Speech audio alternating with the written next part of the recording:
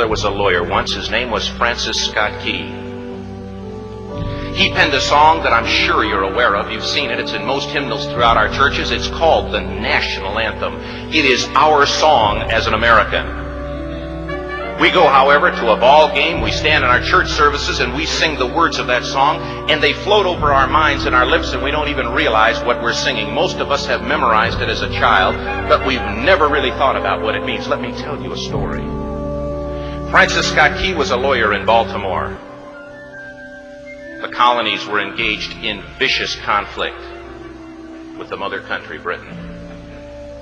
Because of this conflict and the protractedness of it, they had accumulated prisoners on both sides. The American colonies had prisoners and the British had prisoners. And the American government initiated a move. They went to the British and they said, let us negotiate for the release of these prisoners. They said, we want to send a man out to discuss this with you. They were holding the American prisoners in boats about 1,000 yards offshore. And they said, we want to send a man by the name of Francis Scott Key. He will come out and negotiate to see if we can make a mutual exchange. On the appointed day, in a rowboat, he went out to this boat and he negotiated with the British officials. And they reached a conclusion that men could be exchanged on a one-for-one basis. Francis Scott Key, jubilant with the fact that he'd been successful, went down below in the boats, and what he found was a cargo hold full of humanity, men. And he said, men, I've got news for you tonight. You're free. He said, tonight I have negotiated successfully your return to the colonies.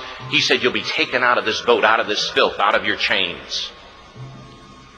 As he went back up on board to arrange for their passage to the shore, the admiral came and he said, we have a slight problem. He said, we will still honor our commitment to release these men, but it'll be merely academic after tonight. It won't matter. And Francis Scott Key said, what do you mean? He said, well, Mr. Key, he said, tonight we have laid an ultimatum upon the colonies. Your people will either capitulate and lay down the colors of that flag that you think so much of, or you see that fort right over there, Fort Henry? He said, we're going to remove it from the face of the earth. He said, how are you going to do that? He said, if you will, scan the horizon of the sea. And as he looked, he could see hundreds of little dots. And he said, that's the entire British war fleet. He said, all of the gunpowder, all of the armament is being called upon to demolish that fort. It will be here within striking distance in a matter of about 2.5 hours. He said, the war is over. These men would be free anyway. He said, you can't shell that fort. He said, that's a large fort. He said, it's full of women and children. He says, it's predominantly not a military fort. He said, don't worry about it. They said, we've left them a way out. And he said, what's that? He said, do you see that flag way up on the rampart? He said, we have told them that if they will lower that flag, the shelling will stop immediately. And we'll know that they've surrendered, and you'll now be under British rule. Francis Scott Key went down below and told the men what was about to happen. And they said, how many ships? He said, hundreds. The ships got closer. Francis Scott Key went back up on top and he said, men, I'll shout down to you what's going on as we watch. As twilight began to fall, and as the haze hung over the ocean as it does at sunset, suddenly the British war fleet unleashed. He says the sound was deafening. There were so many guns that there were no reliefs. He said it was absolutely impossible to talk or hear. He said suddenly the sky, although dark, was suddenly lit. And he says from down below, all he could hear the men, the prisoners, saying was, tell us where the flag is. What have they done with the flag? Is the flag still flying over the rampart? Tell us. 1 hour, 2 hours, 3 hours into the shelling.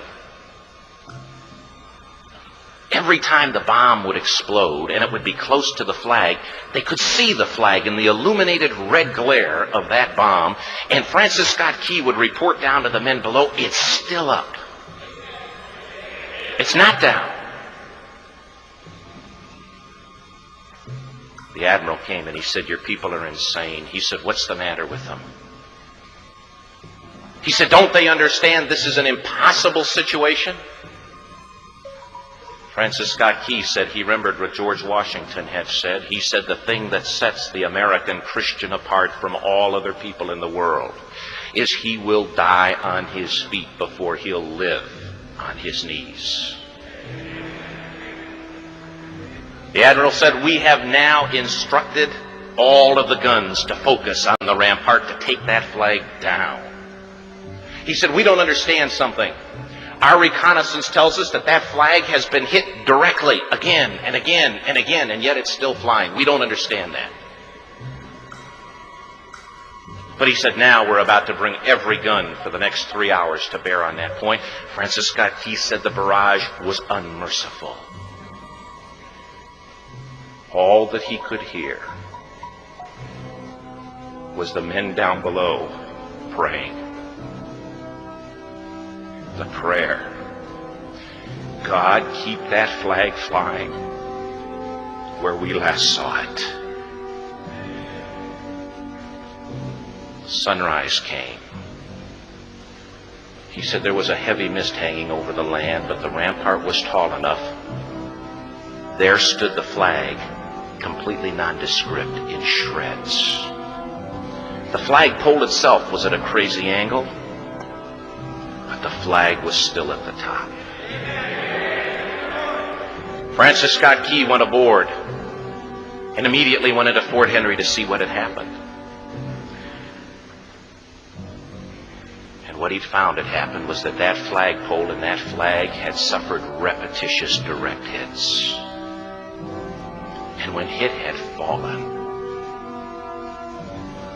but men, fathers, who knew what it meant for that flag to be on the ground, although knowing that all of the British guns were trained on it, walked over and held it up humanly until they died. Their bodies were removed and others took their place. Francis Scott Key said what held that flagpole in place at that unusual angle were patriots' bodies. He penned the song, "Oh, say can you see by the dawn's early light what so proudly we hailed at the twilight's last gleaming? Or the rocket's red glare, the bombs bursting in air, gave proof through the night that the flag was still there. Oh, say, does that star-spangled banner yet fly and wave o'er the land of the free and the home of the brave?" The debt was demanded. The price, it was paid. Oh, say, can you see by the dawn's early light what so proudly we hailed at the twilight's last gleaming, whose broad stripes and bright stars through the perilous fight o'er the ramparts we watched were so gallantly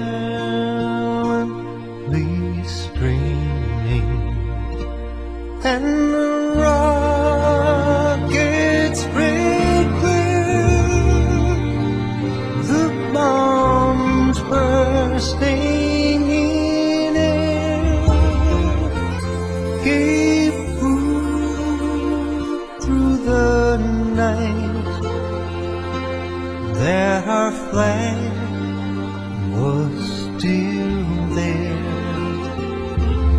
Oh, say, does that star-spangled banner yet wave o'er the land of the free and the home of the brave? Oh, say, does that star-spangled banner yet wave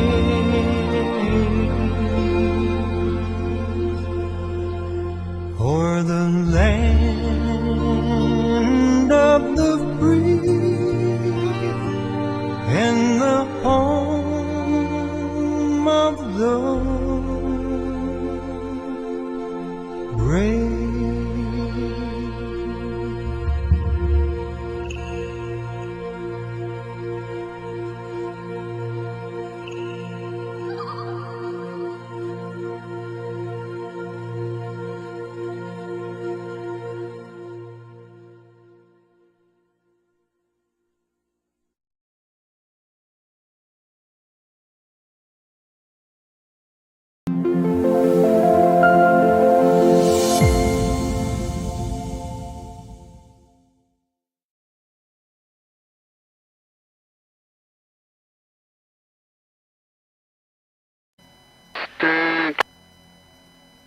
Testing.